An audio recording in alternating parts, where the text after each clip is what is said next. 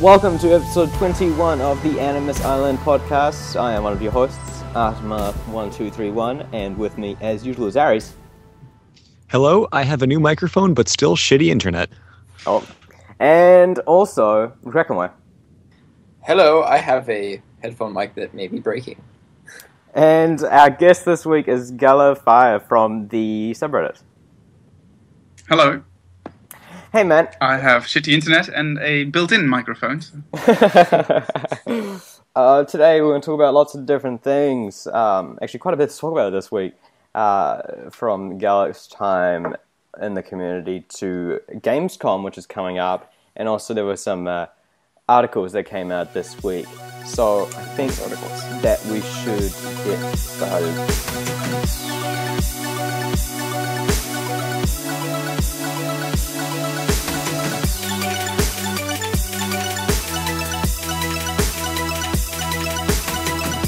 So Galak, the way that we usually do this is that you will first introduce yourself a bit by telling us how you got into the franchise as a beginning. How did you get into Assassin's Creed?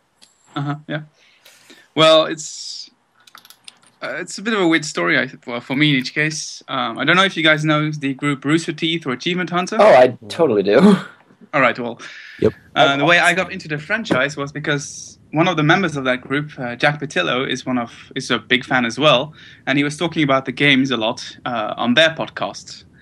And at that time, I was in second Bachelor of Archaeology, and I was just listening to the podcast, and I thought, well, a game set in Renaissance Italy, that sounds interesting. Just to run around in the city,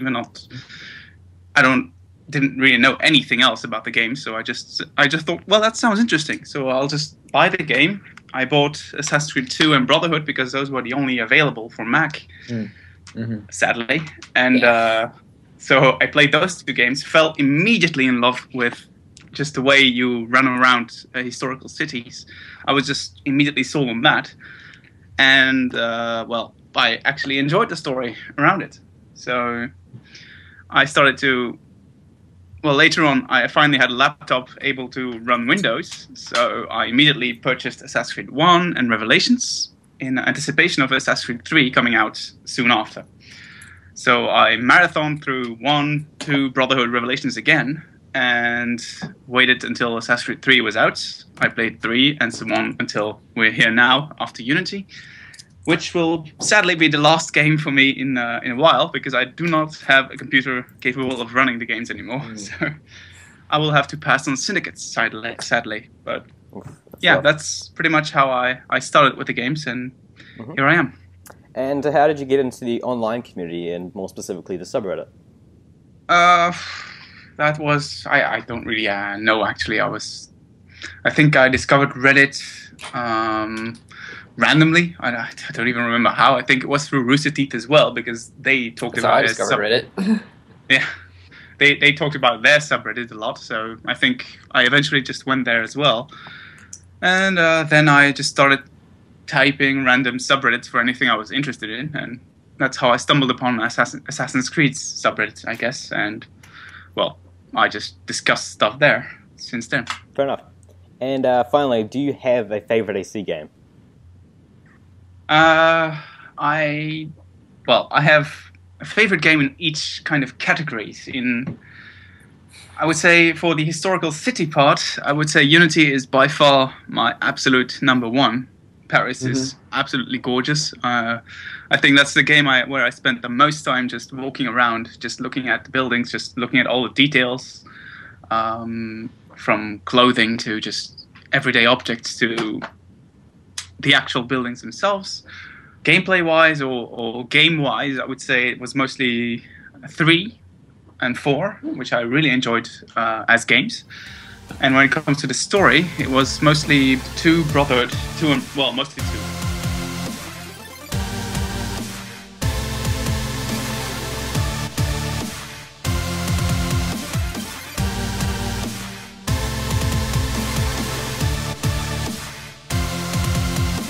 In just a few days' time, between August 5th and August 9th, Gamescom, basically Europe's E3, will be on. It's one of the largest conferences of the year, and we know that Ubisoft will be there. And we also know that they're going to bring Eevee for the first time, so I thought that maybe we could discuss a little bit about that. We know that they're bringing in we know that Eevee will be playable. We don't know if there will be an Eevee trailer, but I'll be surprised if there wasn't. And Ubisoft is doing lots of things at Gamescom this year, which is all great. Do you guys have any thoughts on that? Other than, it's about damn time. It's about damn time. Well, the That's pretty gameplay much thing the is big on. one. So, gameplay thing is on August 8th. Oh, yeah. I think that's that might be a conflict because there is a Republican debate going on, which I might watch because it's got Donald Trump in it. I love that. He's so stupid. But that's not what we're here to talk about. But the schedule kind of looks. I don't know. The schedule is pretty vague, I guess, in itself, as far as to what we might actually see. I hope we see nighttime. Just like anything at night. I mean, like, the trailer that we'll talk about later did show off some night. Yeah. I want to see like on a screen over here, but I want to see like it's like storming and it's nighttime and we see like Eevee breaking into Buckingham Palace all stealthy and stuff like that or something like that. Probably would be like August 8th, I think, because that's when we get it says gameplay with director Scott Phillips. So fair enough. We'll see that. Yeah, I'm glad that we're finally getting some Eevee stuff and that she's finally getting some exposure, and we've talked about that 3 times on this podcast already. So I don't think we need to go over how much Eevee needs this again. But Galak, are you excited for Gamescom? Well, I'm gonna be honest. I rarely go to cons and I rarely follow anything there. The only things I watch is the E3 trailers. But aside from that, Gamescom I actually don't know at all. I know it exists, but I mean I don't really follow what's going on there. I'm also one who tries to avoid as much marketing material since Assassin's Creed 3. So anything that's too much information coming from any cons or anything like that, I try to avoid.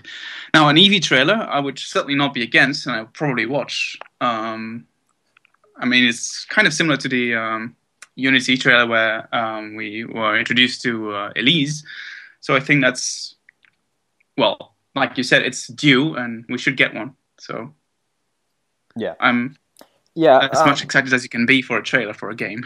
One thing that's interesting is that Gamescom last year was actually the first time that we saw Rogue at a conference, and so about this time last year, Rogue would have been just announced, which is a little crazy, you know, because it shows off how much of a back seat it got for the most part.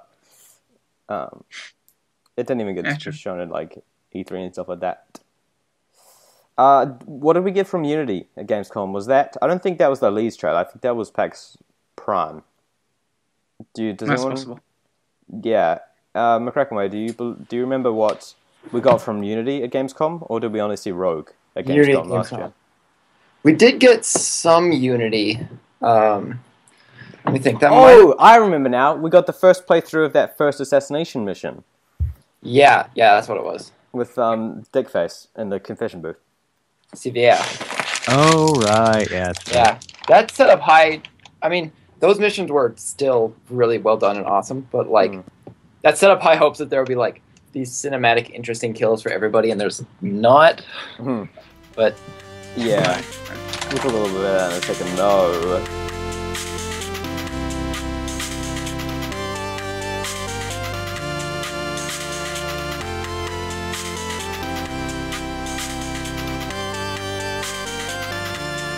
Okay, so this week we have a bunch of news.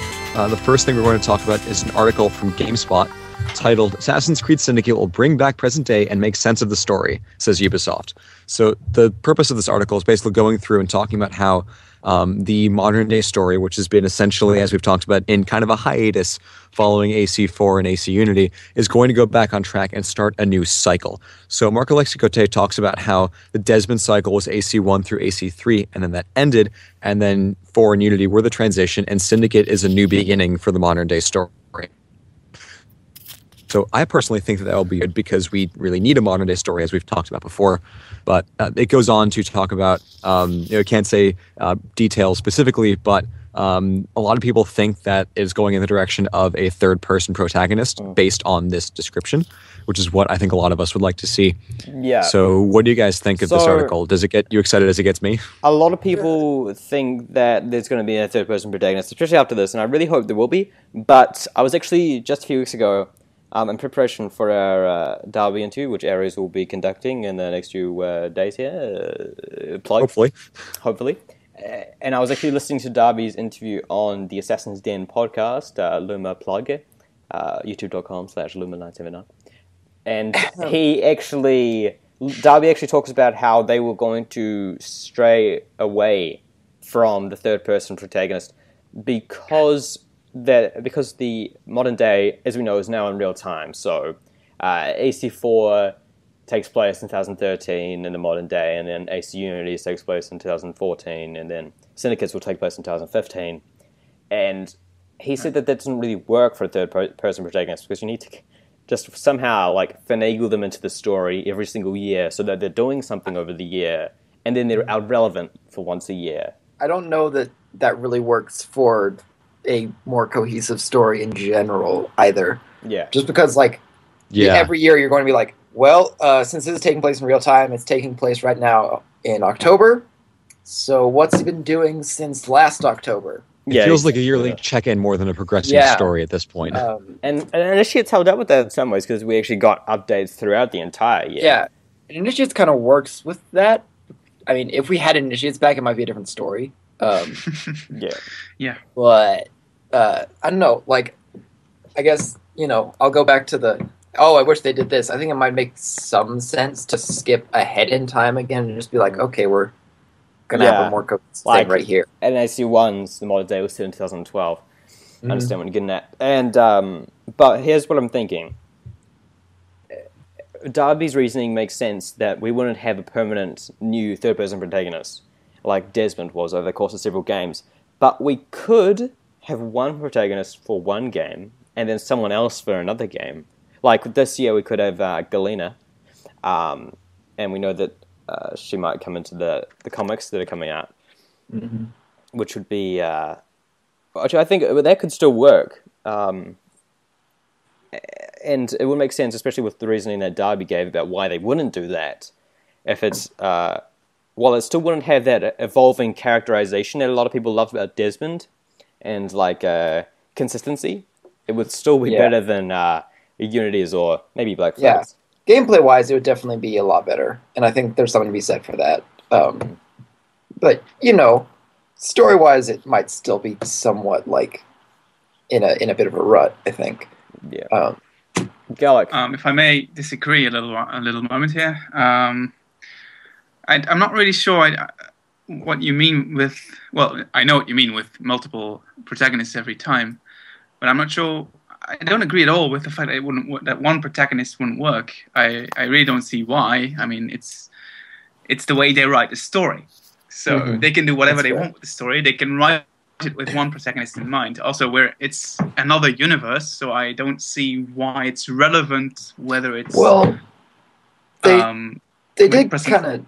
I mean, AC1 kind of is AC1 kind of said it as a possible future, and then later the things that kind of pointed to it being a possible future were retconned to make it more in line with us, the real world.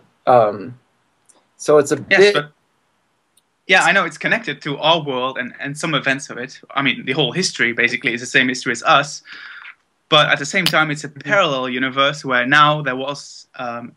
At the 21st December of 2012, there was effectively something that happened that Desmond stopped, which, didn't happen in reality. So the modern-day version of Assassin's Creed is now a completely separate universe of ours. So whatever happens in their modern day could be completely different. I mean, still, I don't understand why it would make it impossible to have a modern-day protagonist like Desmond. But still, I think I would say the reason that it doesn't work quite as well is that the flow is even worse than the yearly check-in. as it is now, because right now it's every year we see what's vaguely happening in the world, and it's not great, but we can kind of accept that we're kind of skipping a year and stuff has happened. We don't really need to see what it was. If we're following a specific person, it becomes much more odd to go a year without seeing what that person's doing and check in with them at one very specific point in time. So it's certainly doable, but I think in terms of narrative flow, there would need to be a very good reason for us not to have seen what's been going on the rest of the year for this person. And there needs to be some kind of feedback, and there needs to be some kind of like flashback cinematic to like everything that happened throughout the year, and for it to make any of that stuff to be relevant. And that just seems a bit cheap. One thing it is doable. It would just feel odd. One thing you could do that would make it feel a bit better, because Assassin's Creed already in the historical time period, several of the games take like place over the course of like 20 to 40 years. One thing you could do, and this would be a lot more cohesive than that because it would be within a year, so you could do just like the modern day story is basically from whatever arbitrary point, like at the last game. Say like you make one game start in October but finish in like December, or maybe it's just contained in October. So the next game you have a modern day narrative that starts where the last game's modern day story ends, whether that's October or December, and you just follow the year up to the release date or whenever you want to end that. So it's like you have a year-long story.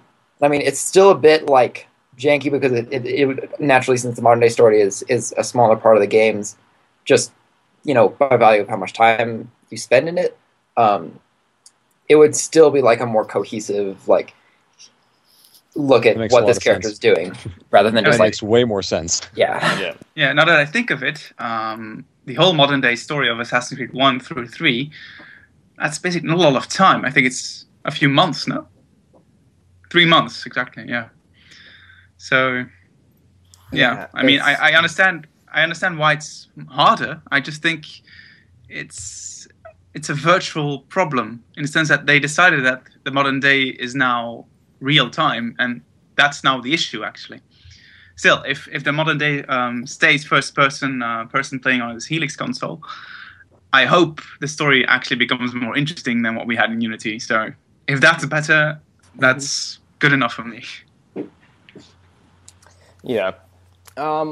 We also got the full that article from GameSpot was actually an excerpt from the larger interview that GameSpot did with Mac and Hugo Guillard of Ubi Quebec, and Hugo is I think he's the mission design director, and mission design director on Assassin's Creed at Ubisoft Quebec. We also know that I don't think we've talked about it on the podcast before, but Mac actually came on to Ubisoft at Brotherhood, and he actually worked on the exotic mission design. So he worked on all of the Leonardo machines, war machines, and so now everyone started blaming him for the tank mission, which is really funny. He was like, it was easy. I don't know what you guys are on about. Yeah, it's really funny. And then he also went on to work on Assassin's Creed 3's homestead missions, which were some of the best parts of AC3. And so I really like Mac so far. He seems like a Mac, of course, being everyone's referring to him as Mac because his name is Mark Lexicote. So also just a pretty good nickname for Mark. Yeah. Yeah. So I actually really like him in the 20s. He's Mac seems like a great creative director. He's really likable. He's really enthusiastic. He's really excited about the game. He's excited to show us more of the game, and he's not Amancio. He's not using the same... You hate Amancio. He's not using... But we're talking about the creative director here. He's not using the same word over and over again, which is annoying and becomes meaningless after a while. He's just probably... Did you mean seamless? I wasn't going to say it. I wasn't going to say it. I don't think you did. That was the last guy's thing. Okay. It's too funny. I'm just reading through this real quick. They seem the two guys that are in there, Hugo and Max, seems very, very. They seem fun and stuff. I don't know where I'm going with this. But right here at the bottom of the interview, which is interesting, which I thought would lead back into our Animus Island podcast motto of Evie needs more attention. And they actually say that Evie is actually a true protagonist as opposed to Jacob's sidekick. And maybe they should inform the marketing team of that. Yeah, I mean, like, it's a bit... I don't even know that I would have... It was a smart idea to be like, oh yeah, she gets like 25% of the missions, because then it's... I mean, even if, like, story-wise you make her this big character, it still feels like in our heads right now it's like she's getting shortchanged. Yeah. And then, one of the larger things that came out this week was, actually just yesterday, was the new Assassin's Creed Syndicate player feedback video where we saw Ubisoft put in the playtesting that they're doing at E3 and Comic-Con and all the conferences into action. We got to see some footage of that. And we actually saw some new footage. Fantastic. We saw some new footage of the game itself as well, which actually showed off the some new outfit designs for Jacob, which is great. So we know that customization is back. We knew that it was back, but we didn't know to what extent. And now we have a slightly better idea. There was also a screenshot where we saw the Assassin Gauntlet was changed, and also the was it cane sword or was it sword cane? I can't remember. Yep. Cane sword. It was. I mean, they call it the cane sword because they call it the cane sword. Yeah, it's sword cane. And it's customizable as well, or at least there are multiple different things to choose from, which is very interesting. Yeah. It'll be at least like the level of Unity's many weapons. Yeah. Connor, I saw you commenting on the post about this video. Did you have any thoughts on this specifically? Let's see. What did I say about that? Terrell was mentioning how the feedback that's been conducted now likely has very little to do with what ends up happening with the game, and all the playtesting they've done earlier in the cycle, the development cycle, would most likely had a bigger impact on the finished product. Yeah. So yeah, I guess like, he said, PlayStation they're doing now probably won't have like major effects on the game. Though he made sure to point out like small changes can make the game feel a lot different. So like, one small annoying thing, if it's not fixed, could totally ruin the game for someone because you keep seeing it over and over again. So I asked whether that applies because in the video he says, and you can say whatever, like, oh, they just say that, it's just words. But the guy in the video said, we've been playtesting this since last summer, so like a year ago. And which means they've had it playable since last summer, which is about a year ahead of when Unity was playable. Yeah. So I guess they've also never brought a playable demo of the game to E3 before, and so that's actually a lot earlier than they had before. Yeah. Yep.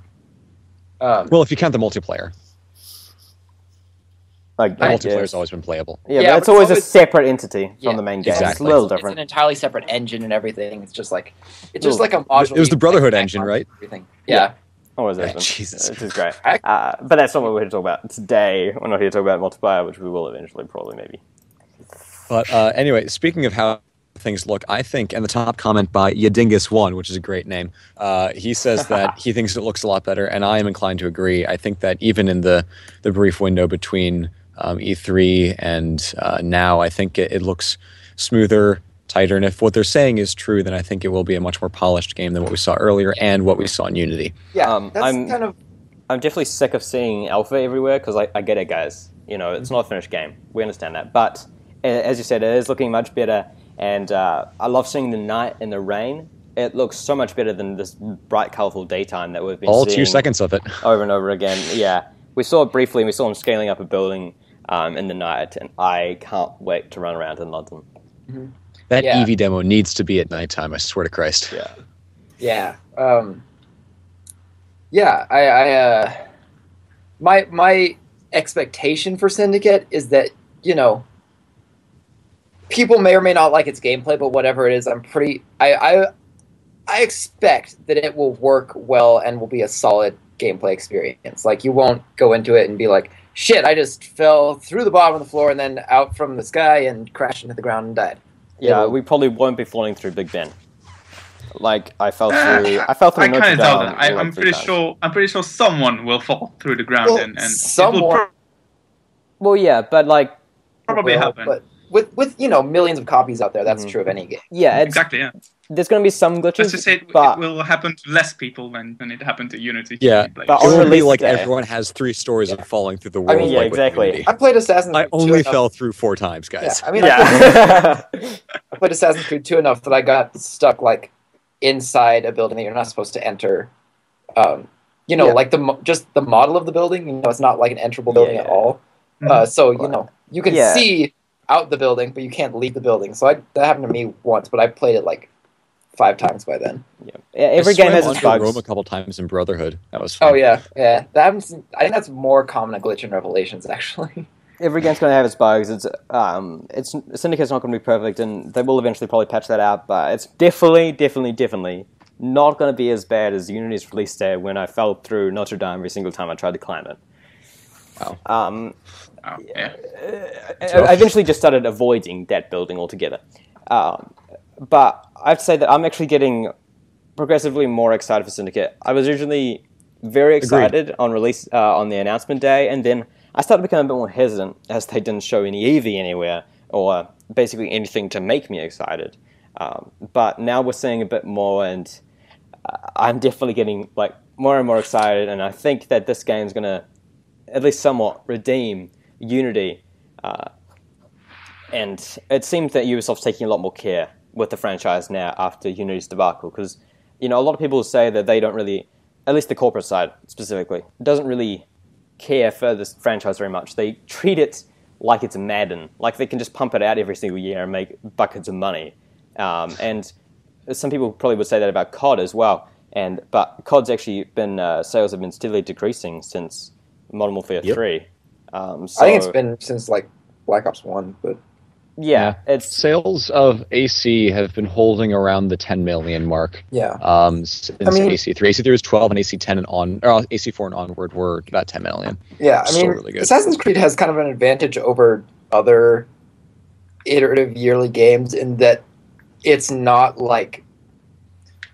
I mean, it can be similar things every year, but just by the value of, like, we're going somewhere different, and we're working with history, that's always more unique than, Warfare Simulator. Here's another near future setting for Call of Duty. Okay, Yeah, have fun. or here's the same game you played last year with somewhat better graphics and maybe tighter controls. yeah. Now you have an RC car. That's probably unfair of me, but I don't really play that much. I would agree with that. I would say it's true. It's certainly getting boring. Like a lot of people want COD and other franchises to go back to World War II right about now, since we're getting bored of the near future setting. Yeah. Although, If they go back to World War II, all those people who want a World War II Assassin's Creed will definitely not get it. yeah, As soon as they go back, as soon as World War II comes back, it becomes generic again, and Assassin's Creed's definitely not gonna. yeah. I definitely think that Syndicate's doing something right. And they kind of stumbled for a bit there with the marketing. Around the E3 time, it was kind of floundering. Yeah, definitely. I think a lot of people called the E3 trailer boring or not very exciting. And I described it as a comment. I described it as a checklist of features where you could just follow it. You see the carriages, you see the rope dart, you see... Well, not rope dart, the rope launcher. I'm really sorry. You see the gangs. Rope launcher. You see gang fights, etc. So it was really a checkpoint. But I think... I think that's more honest in the sense that they're actually showing what the game will do, as opposed to a trailer like Assassin's Creed 3, where Connor stormed through a whole battle and goes to assassinate a general, which basically never happens in the game. I mean, it's a cool trailer. I mean, I think everyone thinks that's one of the coolest trailers in the whole series. But in the end, you can't help but think, well, this never really happened. Yeah. That's the same I would argue that with regards to it being a checklist of features, AC Brotherhood's trailer was essentially a checklist of features, and we discussed this of the previous episodes where we talked about cinematic trailers. But I think the difference between the Brotherhood trailer and the Syndicate trailer is that the Brotherhood trailer tells a very concise story in a very short period of time. Whereas the Syndicate trailer kind of jumps all over the place and cuts between a bunch of different scenes, so it feels much more disjointed in that regard. But I think just because it's a checklist of features doesn't make it bad. No, that's not what I meant. Because, well, technically, I think if we look at all the trailers, we can say that every single trailer is a checklist. Assassin's Creed 2 shows the hidden pistol, the free running in Venice, the courtesans. 3 shows the bow, shows big battles, which, I mean, it didn't happen exactly like in the trailer, but there was a big battle. You got one, yeah. To the left, Connor. 4 showed ship battles, showed how you board ships, etc. So technically, all trailers were checklists of features, but I think Syndicate indeed was the one that was the most blatant one. Yeah. Whereas Unity, I think we can find features in there, but I think the problem with those were, maybe I'm switching to the subject I want to talk about, and maybe that's not the right moment. Because that's mostly the story, I think the story there was badly conveyed. Whereas, I think I'm going to another subject, so maybe we should hold that for later. Yeah. One thing that we also saw in the video was we saw some more of the trains, and we saw that there are train heist missions, which I'm definitely looking forward to. I'm looking forward to jumping around on the trains and things. And we know that the Fry's assassin base is on a train. We know that from what the dev teams are working on, and I hope it's a moving train. I think they said it's a moving train. I hope it is. Which makes it really interesting. I hope, I don't know. I mean, they'll give you a fast travel icon to it, but I hope that it's moving when you're not on it as well. So yeah, just circles the map. Red Dead and GTA. That would be so cool. I can imagine a lot of situations where, God damn it, it's on the other end of the map again. Eagle-eyed viewers will remember that back, I think it was our 10th episode, we were talking about all the new stuff with Syndicate, and I was like, they're totally going to be heists, guys. They're totally going to be heists. Boom. Heists. Yeah, well, now we've got train heists, which is even better. That is all. Exactly. Now, we've talked a bit about Syndicate's marketing and what they've done right and what they've done wrong with their little stumble there. But what was probably Unity's. Let's talk about Unity's for a moment. Just a bit of a comparison. Unity's got right in terms of hype. They definitely. Oh yeah. They did well in that regard, but you were convinced it would be the best Assassin's Creed game ever. Convinced, I tell you. I mean, whenever you say that, it's like, well, it is some ways, but there's enough that it's not overall, but I think the right way to describe Unity is it's the best when it comes to the city itself. Story-wise, it's very disappointing for most people. I can't remember half the characters.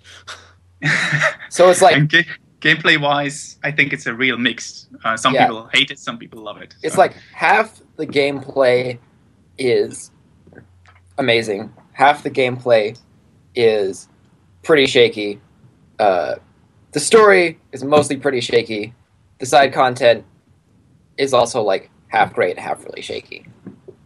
If the story was what they said it would be, it would have been such a good game. If Arno was who they said he would be, it would have been such a good game. If it had, I don't know, I kind of wish, honestly, that they just dropped Germain out of it. And even though I talked against making Maximilian Robespierre a cartoonish bad villain, before the game came out, I'd kind of almost prefer him being a cartoonish main villain than him being kind of just this side guy, because I think that would make the end a lot more compelling, because for one thing, you'd be building up to face against him, so you'd have seen him more, whereas Germain is okay, the revolution is kind of already petering out by the time you go up against Germain. And I love how Robespierre is established and dealt with in the span of a mission and a half. Yeah, I mean, they're okay, we got the big historical shot in the jaw moment with Robespierre, and speech. But they that part where between Arno returning to Paris and that mission is all of the co-op missions are right there, and it's maybe, if you had focused on Robespierre, you could have done this more aligned to the actual story, which would have made... Because, like, I mean, basically that's the part of the revolution that people think about is the terror. Like, when Robespierre starts, like, going off the deep end. And they just, like, kind of totally dodged that, which was really weird. And when it comes to the marketing with the trailers, the image I got from my expectations for the whole story was a Arno completely Arno who is an assassin and Elise who is an active Templar, both on either side of the revolution, both trying each their orders trying to control some part of it, with Arno and Elise then meeting up in secret or whatever, and then that's where the conflict or the unity between Templars and Assassins would happen, is in their relationship, in how in the conflict between Arno's ideas about revolution and Elise's ideas, but they still managed to love each other because it was a love story. So the trailers gave this impression of Arno being very active in the revolution. I mean, they showed Arno and his 3 co-op buddies running with the people to the Bastille and taking it.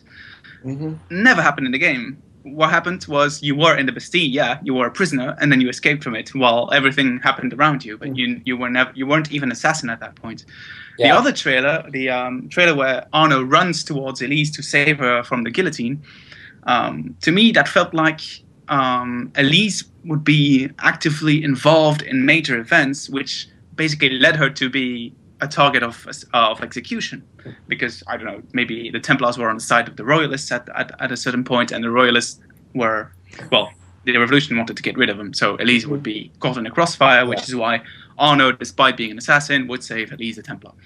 So the idea of unity felt a lot like 2 active orders being involved in the revolution, with 2 characters meeting despite that difference. And I felt that was what they were trying to sell the game as, but in the end, the story was nothing like that. Especially the game story. And also what they were, what it felt like they were talking about, like, they had articles in Game Informer and such. It kind of felt like they were saying, the revolution is its own thing, and these 2 groups are both trying to deal with it from their own perspectives. Like, they're not the cause or anything of the revolution. And, I mean, that is not how that ended up. I mean, it was very much like, the Templars caused this, and then the Assassins kind of just run around with their heads cut off. That was unintentional fun, but Arno's just there to get revenge for Lwsrocks' death. Elise is there as well, running around, because most of the time you're just running after Elise instead of talking with her. There's only one mission where we actually get to talk to her. That's in the balloon mission, and that's at the very end of the mission where you stop running and you're in the balloon. And even the novel, that mission sucked. Didn't. I hated Elise after that mission. It was a great set piece that was horribly executed. I guess you could say that. I actually kind of liked it in the sense that there was finally some glimpse into their love relationship. But other than that, they're together, fine, whatever. It happened. Because obviously, when a boy is adopted by a father, he must fall in love with the daughter of said stepfather, adoptive father. So that just happened. But even after reading the novel, I don't know if you guys read the Unity novel. I did, and I think Afty did. Connor did, yeah. I did. Well, even though I think it gave a nice little backstory to Elise's story, I still think it fell short. Elise is supposed to be a Grand Master of the Templar Order. She's never a Grand Master. I mean, she's only by title, but she's never actually active, since she's basically an outcast. So Elise being a Templar was really just a title and nothing more. She was really just, a rogue Templar. Yes, because the Templars were Germain. Germain was the only Templar left. Well, not the only, but that was the Templar Order, and Elise was just the one who was betrayed to get there. It's hardly unity between Assassins and Templars when this Templar is not even in the Order anymore. And what was the unity? Well, basically a short little truce between... It's more like union, as in, like, union of marriage Ceasefire. kind of thing. Yeah, it was mostly a ceasefire instead of an actual unity. That didn't even last very long. That was like Yeah. a couple sequences, and then it was gone. Well, you just see Mirabeau talking to Lwsrocks saying a ceasefire then, or whatever it was. Yeah. And then Arno is saying, what the hell is that all about? And then it's over. Mm-hmm. You never talked about it. And then... Well, I mean, like, later, like, Mirabeau's like... Or they're talking about Mirabeau, they're like, De La Serra's been dead for, like, the last year. Why do we still have a truce? And then they're like, well, fuck it, fine. So, yeah. So I think that's what I think is better about the Syndicate trailers, is that it's more honest in the sense that you see what you get more. Whereas Unity's trailers were more, we're hyping this story, we're hyping this great game, and then you can't help but feel disappointed because nothing portrayed in those trailers happened. Well, I think if you look back at, I hope will be the case, if you play Syndicate, you will look back at the trailer and say, yeah, that's pretty much what happened in the game. I think the interesting thing about Syndicate's marketing so far is that it hasn't really given any idea of the story, really. We know they're trying to build London from the underground, but you know, and I really don't hope. I hope we don't get another story trailer that spoils basically the whole game. Honestly, I think that's the reaction to Unity, where they pretty much released the entire story before the game ever dropped on the shelves. That was another blunder. Yeah. I didn't even watch it, but people were just annoying me by trying to tease me by trying to hint at things. It's like. And I actually watched the Unity story trailer after I finished the game, and I was so glad that I didn't watch it. Mm-hmm. Yeah. So I think it's smart that they haven't really given us any idea of what might happen overall in the story, because I can't imagine that the entire game is going to be like, oh, well, you're going to take out this gang leader who's paid off by Templars, and then you're going to take out this gang leader who's paid off by Templars. That's pretty much what Brotherhood was. Well, except that there was still the overarching story of taking down the Borgias. You still had the Borgias as the backstory, and they weren't as they're not like repetitive in that like gang leader. It's like money guy who's having a grand party, assassin who's in a play, army guy whose base you have to infiltrate. Yeah, but you could say that the gang leaders in Brotherhood were the Templar captains in the towers that you had to take over. Yeah, you could say that, but and they're all slightly different stories. So. Yeah, true.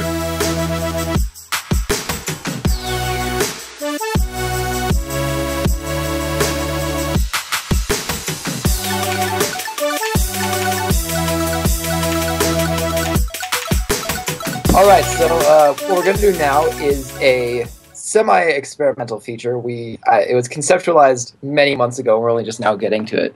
But basically, it's a little bit of, not so much speculation as discussion as to how various settings might work in the Assassin's Creed universe.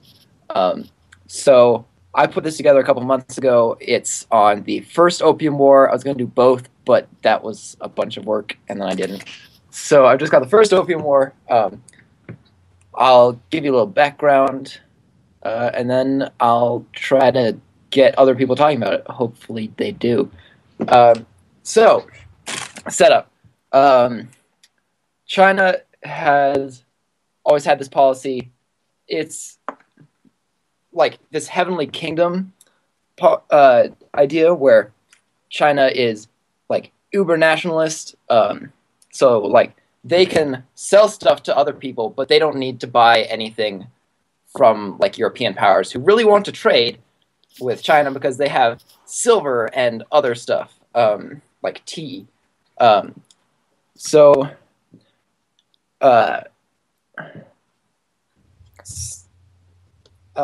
Let's see. I'm just... Okay. So what year is it? When does this take place? And who's the fighting forces? Let's see. The Opium War takes place 1839 to 1842. It's 3 years. But the stuff is kind of building up since like 1781. To try to get like the market flowing, England in 1781 starts selling opium to China as a way to circumvent their official trade policy. So it's totally illegal.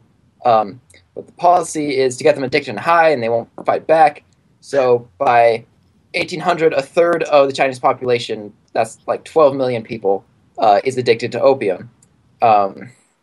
There's several occurrences where British use something called gunboat diplomacy, which is where they basically take their superior navy, move it next to a place, and be like, you're going to do the thing that we want you to do. And so basically they use that, and they make a couple like regional governors start trading opium with them under the radar. So eventually, trade's too profitable for anybody to stop.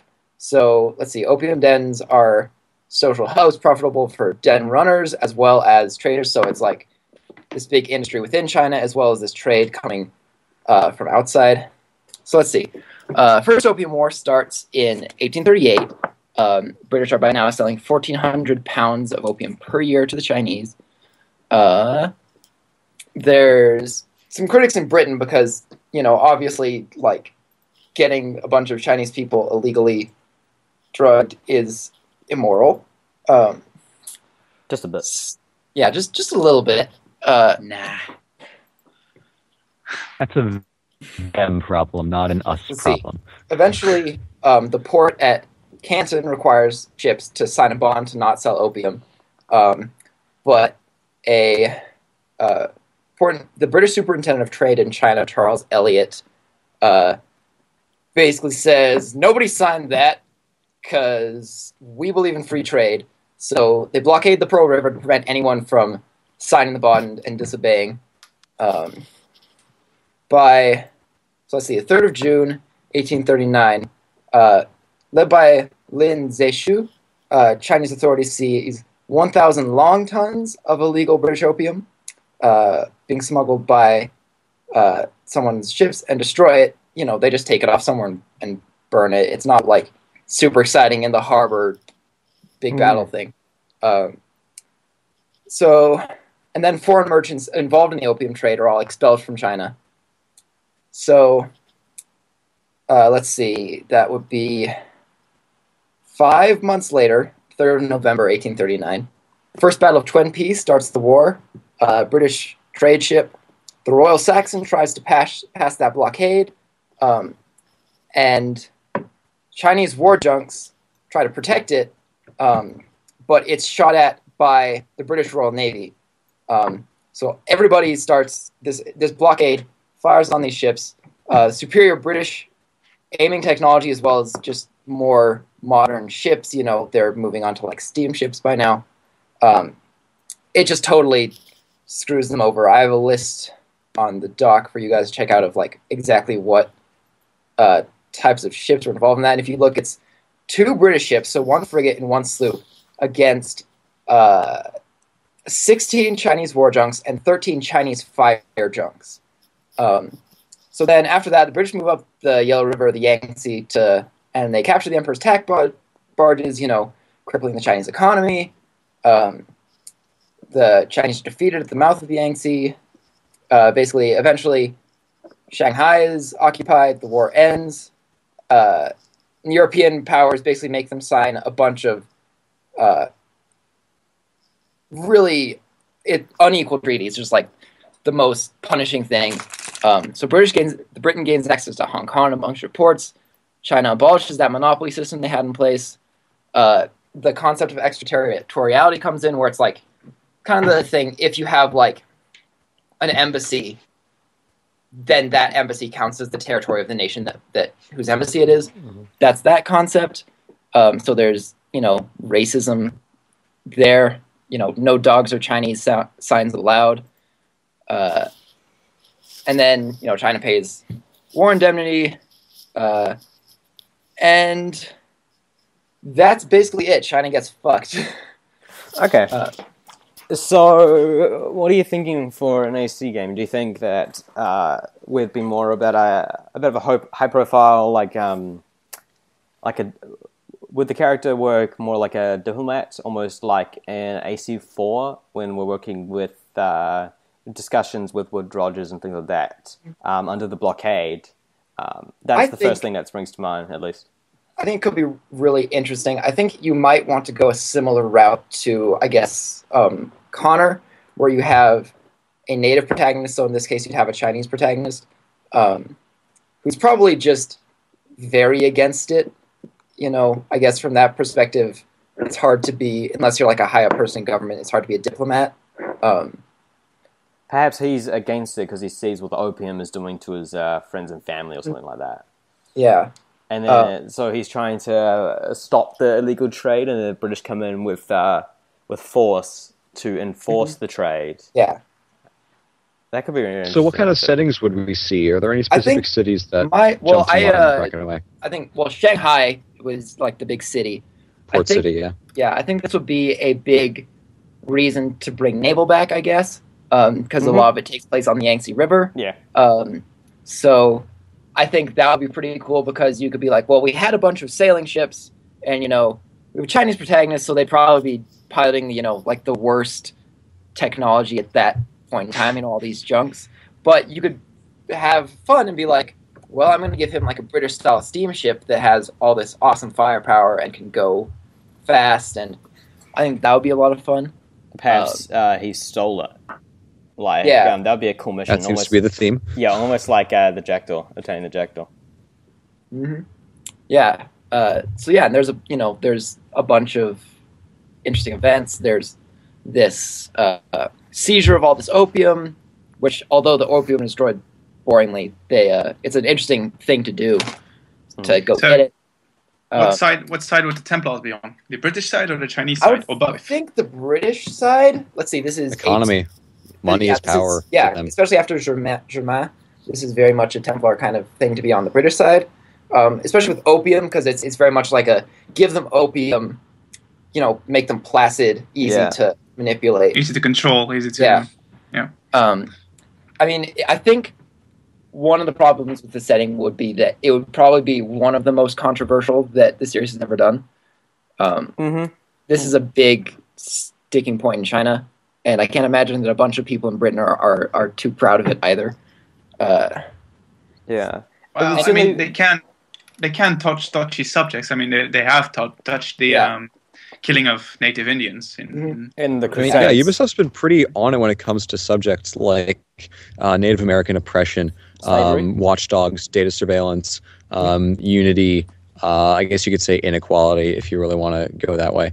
But I don't think Ubisoft's afraid of that. What kind of themes other than that would themes? Expect to see? Well, I think there'd be a lot of stuff to do with, obviously drugs will play a big part. You'd probably see opium dens just in the open world. So that would be pretty present all the time, which could be an issue, I guess, with things like the Ezerb, which is very weird in the way it rates stuff anyway. But also I think racism would also play a large part in it. Because you mean British racism to the native Chinese? Yeah, especially like, you know, things to do with like the unequal treaty system, where you know at the end of the war it's basically just like fuck you. That seems to be a bit of a trend with British imperialism.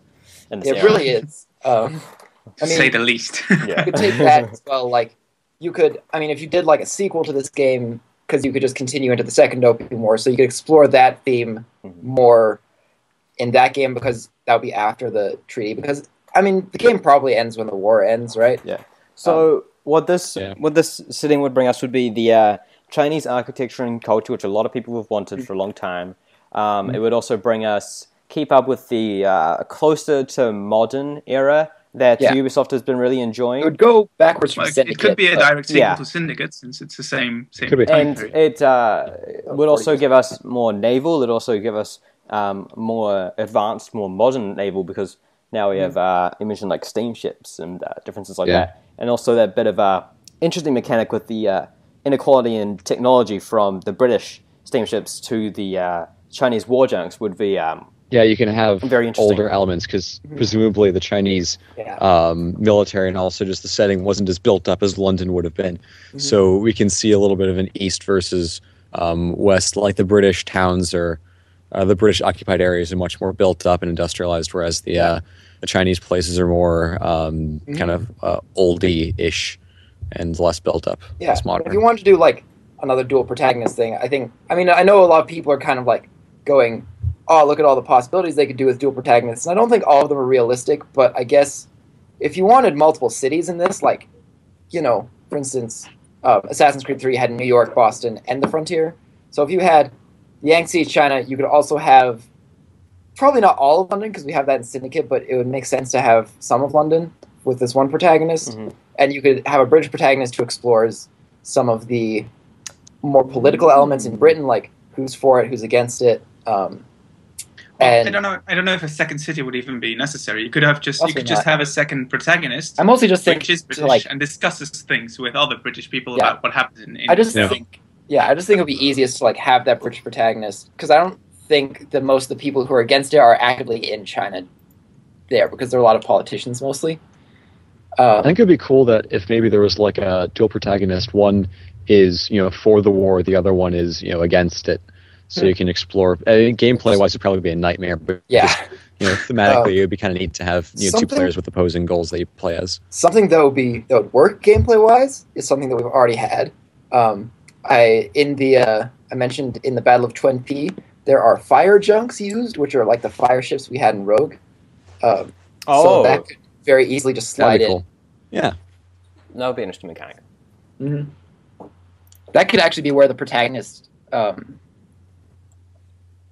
He might start out as the captain of a junk and then lose it in that battle, and through, you know, whatever mission, that would be how he ends up even thinking about gaining a British ship. Yeah, that's very interesting. Thank you for sharing that. McCracken, we'll have to do more of these historical sections on the podcast in the future, and maybe you can talk to us about the Second Opium War at some point. Yeah, and I'm hoping it like to try to make this a bit better, you know, like I try to like script out what I'm saying at the beginning a bit better. Maybe just have like Yes? I think a way to do it is better would be to immediately go towards the framework of Assassin's Creed. For example, what city would we be getting? What kind of protagonist could we be getting? What kind of major historical events would be portrayed? And then segue a bit into more detailed historical facts, like you've done now. I think the problem here is you've been talking immediately about a lot of history, which, I mean, I'm very interested in that, but you may have lost a few listeners just doing that. That's so what I was worried about. I think you should focus on what do we get for Assassin's Creed. Yeah, I do think it's important to have the background. It is important to know the history. Of course. Yeah, it makes sense. As per usual, I just like if you the idea have any feedback for us, then you can always send it to us or leave it in a comment on YouTube. Send it to us in any of the ways that I will list at the end or in the description. Now we have a message from our sponsor, who's actually not our sponsor, Lawson with the Marathon. Don't give us any money. He does not give us any money, but maybe he does just a little bit. The 2015 Assassin's Creed Marathon event will be starting tomorrow, with the very first sequence of the very first game in the series. Now, if you're unfamiliar, here's a brief explanation. Starting on August 3rd, we will play a single memory sequence of an Assassin's Creed game every day for 81 days until Syndicate releases. Every day we will also post a daily thread that will contain side missions, original challenge modes, discussion questions, live streams, custom wallpapers, and featured fan creations like art, videos, music, and fiction. You'll be able to find these pretty easily sticky to the top of the Assassin's Creed subreddit.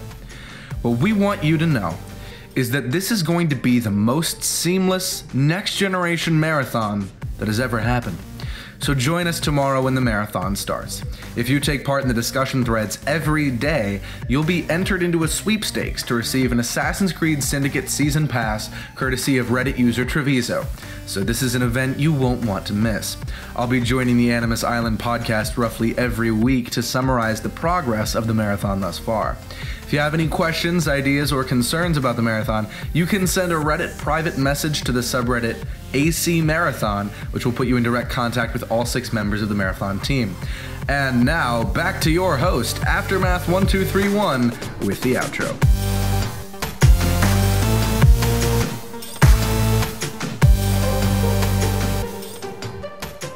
This has been episode 21 of the Animus Island podcast. Thank you very much for joining us, our guest, GalakFyarr. You're welcome. I was glad to be here. You can find Galak on the subreddit at reddit.com/u/Galak,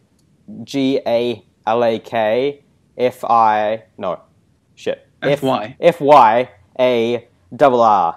Are you anywhere else that people can find you, Galak? I don't think there's anything else relevant. I mean, I'm on YouTube, but I don't really do anything on there. Fair enough. All the music used in this episode is by our good friend Lwsrocks, aka Lawson, aka Shock Atlas. And you can probably find that everywhere it needs to be. Timestamps will be in the description. You can find us on the Assassin's Creed subreddit, which is assassinscreed.reddit.com or reddit.com/r/Assassin's Creed, as well as on Twitter, and through our email, amsilentpodcast@gmail.com. Next week, we're joined by Assassin M from the Ubisoft forums. If you'd like to be a guest or would like to ask us a question to answer on the show, then you can contact us in any of the ways listed earlier or any of the ways in the description. I will see you next week.